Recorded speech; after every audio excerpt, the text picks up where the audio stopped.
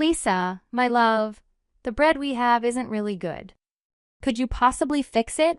What's wrong with it? You might wonder. Perhaps a new oven could solve our problem. I've seen some fantastic ones for sale recently. Sure, I'll discuss it with Mrs. Emily. My name is Lisa Ray, and I'm 35 years old. I trade Forex from home as my full-time job. I met my husband, Cian, who is 2 years older than me, when we both worked at a small mail order company. He worked with pet food, and I was in customer service for cosmetics. It was a demanding job, often keeping us at work late, but we looked forward to unwinding with coworkers over drinks once a week. Despite the grind and the decent paycheck, our only real joy came from these small gatherings.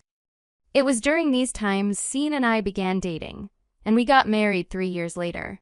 After getting married, I took a break from work and soon discovered Forex trading. I dove into learning everything I could, buying books and practicing online.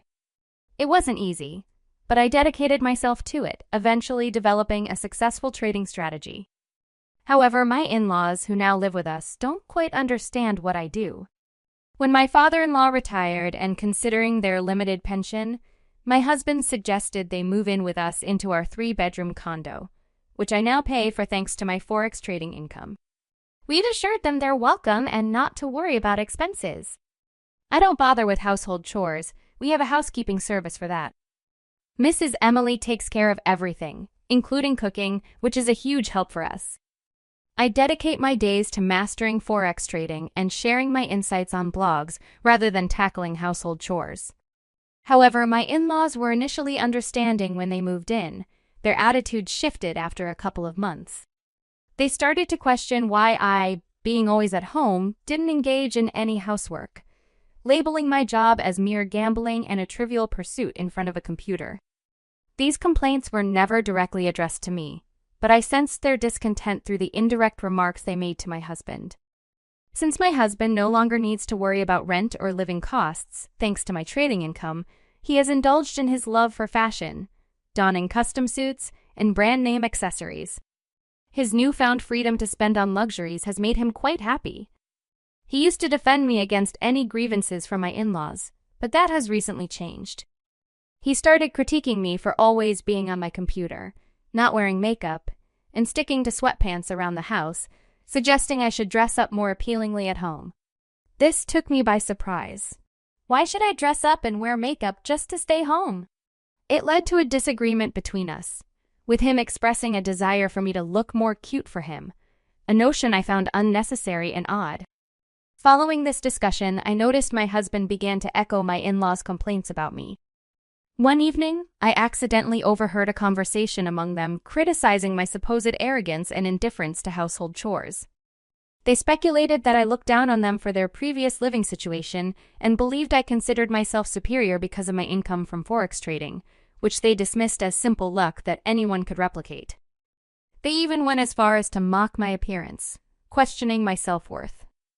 This entire situation has highlighted a rift in understanding and appreciation for what I do and the financial contributions I make to our household, casting a shadow over the dynamics within our family. I've been working from home for a while now, cherishing the mornings when my husband and I could enjoy breakfast together before he headed off to his job at the company where we both used to work. Unfortunately, he starts his day quite early, which means he often comes back late. Our breakfasts were a precious time for us. Yet recently, he's begun skipping them, claiming he'd rather eat on the go or not at all. This change didn't go unnoticed by my mother-in-law, who criticized my husband's new habit with a sneer, suggesting that he was growing tired of having a wife who didn't perform her duties.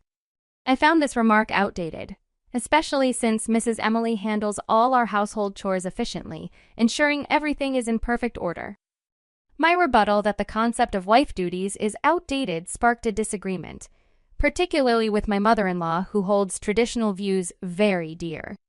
She couldn't understand my perspective, emphasizing the importance of fulfilling these roles regardless of our arrangements for housework. The fact that I was financing it didn't seem to matter to her. She believed that bringing up financial contributions was inappropriate. I noticed my in-laws have been living quite comfortably without the worry of expenses, thanks to my financial support. My mother-in-law, for instance, often socializes with neighbors, flaunting expensive designer bags, while my father-in-law dedicates a significant portion of his pension to his golfing passion, even purchasing new golf clubs. This spending puzzled me, given that I was covering all household costs, including rent. However, with nowhere else for my in-laws to go, I felt compelled to tolerate the situation. Around a month after my husband began missing our breakfasts, he started traveling more for work, involved in a project to import leads from Thailand. These trips became increasingly frequent, often extending over weekends. As he ventured abroad, I was left to ponder the shifting dynamics of our household and the challenges of balancing personal ambitions with family expectations. I had plans to grab lunch with my friend Shirley at an upscale Italian restaurant we both enjoyed. It was a place I had visited before with Cian, my husband. However, during our meal, as we were enjoying some wine, Shirley pointed out Cian exiting the restaurant with a woman. This was shocking because he was supposed to be on a business trip to Thailand. The woman with him was notably younger, and the sight reignited Cian's earlier remarks about wanting me to look cute for him. The realization that Cian might be unfaithful led me to hire a private investigator to look into his actions. Meanwhile, at home, I noticed an increase in packages arriving from my mother-in-law. When I asked her about it, she defensively asked if she needed my permission to shop. It turned out she had developed a penchant for online shopping, particularly for designer bags and accessories. However, her excitement seemed misguided, as many online deals are too good to be true, often resulting in fake products. One day, she came to me with a concern about her latest haul 5 bags she bought at a suspiciously low price, fearing they might be counterfeit. Indeed, upon inspection, the bags were clearly imitations. I advised her to attempt a return, but contact with the seller proved impossible. The phone number was disconnected, and emails went unanswered. She had spent $3,000 through a bank transfer on a site that seemed legitimate, but offered designer items at unrealistically low prices, with no option for cancellations or refunds through her bank. I warned her about the risks of buying designer goods online, especially when the deals seemed too good to be true. However, my advice seemed to fall on deaf ears as she dismissed my concerns, highlighting a gap in understanding the nuances of online shopping and the importance of caution. After a peaceful dinner on Sunday, my work on Forex trading was abruptly interrupted by my father-in-law. He had recently been golfing with old friends who shared some skepticism about Forex trading, painting it as a scam filled with deceitful promises of easy money. His confrontation was based on misinformation, assuming that since I was involved in Forex, I might be engaging in similar deceptive practices. Despite my explanations, he doubted my integrity, thinking my success was too good to be true, especially since he saw his own efforts in business as more legitimate hard work. I tried to assure him that my trading activities were legitimate and that I wasn't duping anyone, but my explanations fell on deaf ears. He even questioned if we could manage our expenses without my Forex income, to which he confidently claimed he could cover at least the rent. This discussion highlighted a lack of understanding and appreciation for the financial stability my trading provided us. The next day brought more distress as the results from the private detective confirmed my husband Cian's affair with a younger coworker, a woman I hadn't met since she joined the company after I left. Amidst processing this betrayal, my situation at home reached a boiling point. That evening, after the housekeeping service had left, my mother-in-law declared a shocking ultimatum. She, along with Cian and my father-in-law, expressed their collective disdain for me, questioning the morality of my income and criticizing my personality. They demanded I leave, preferring to live without the financial support I provided, which they now viewed as tainted. This confrontation, before Cian even came home from work, signaled a clear end to our family dynamic, pushing me towards an inevitable decision about our marriage and my future in the household. Feeling an unexpected sense of relief upon hearing their demands, I realized that my husband's absence signified the end of any emotional connection between us. It dawned on me that I had no obligation to care for these people who failed to appreciate my contributions. That very day, I packed my belongings and sought refuge in a hotel, marking the start of my independence. The discovery of my husband's affair facilitated a swift divorce process, during which I secured alimony, a testament to my newfound assertiveness. I found solace in a one-bedroom apartment, an ideal sanctuary for a fresh start, and shifted the lease of our shared apartment to my ex-husband, effectively severing our household ties. Months later, my ex-husband reached out, seeking a meeting at my new place, a request that filled me with apprehension.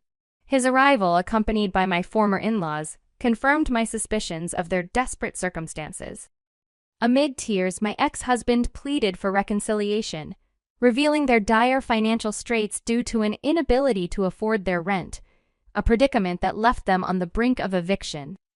The root of their woes traced back to my ex-husband's ill-fated venture into the LED import business. His investment in defective Thailand LED lights resulted in a catastrophic failure, compounded by communication issues and contractual ambiguities that prevented any recourse. His subsequent attempt to salvage his finances through forex trading, without the necessary knowledge or preparation, ended in disaster, draining his remaining savings. Meanwhile, my ex-father-in-law's venture into the stock market, driven by a similar hope for quick gains, also collapsed, leaving them financially destitute. Confronted with their pleas for assistance, I couldn't help but question the whereabouts of my ex-husband's younger companion, highlighting the irony of their situation. Their fall from grace underscored a harsh lesson in responsibility and the consequences of unwise financial decisions, leaving them in a predicament of their own making, far removed from the stability and support they once took for granted in our shared life. He admitted to losing touch with his younger girlfriend, rationalizing that there was no allure for her to remain with someone who had lost his job. In a desperate bid for redemption, he appealed to me, proclaiming I was the one he truly needed and suggesting we remarry. His family echoed his sentiments, apologizing for their past misconceptions and the unjust accusations they had levied against me, particularly concerning my forex trading activities. They expressed regret, hoping for forgiveness and a second chance to restore our family unit. However, I firmly rejected their pleas. Despite their assurances of change, including promises from my ex-husband to remain faithful, my resolve was unwavering. I made it clear that any further persistence on their part would compel me to involve the police. They left, heavy-hearted and without hope. Their subsequent attempts to contact me, begging for reconciliation, were consistently denied. The fate of my ex-husband and his parents no longer concerns me. I've chosen to sever ties completely. Yet, in the solitude of my continued success as a trader, I felt the stirrings of loneliness. Seeking companionship, I confided in my friend Shirley, who has kindly offered to introduce me to someone new. We've arranged to meet this person tomorrow, and I find myself eager for this fresh beginning, hopeful for what the future may bring.